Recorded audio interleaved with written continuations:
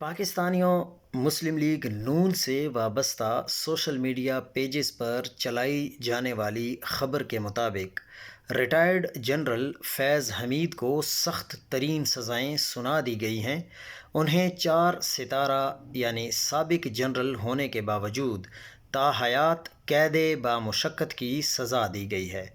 تمام منقولہ اور غیر منقولہ جائیداد بحکم سرکار ضبط کر لی گئی ہیں۔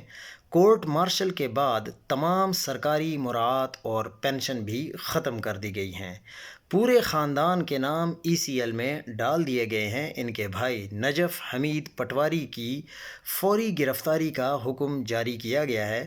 تمام بینک اکاؤنٹس بھی ہمیشہ کے لیے منجمد کر دیے گئے ہیں۔ اگر ایک جنرل احتساب اور سزا سے نہیں بچ سکا تو کوئی بھی قانون کی گرفت سے نہیں بچ سکے گا۔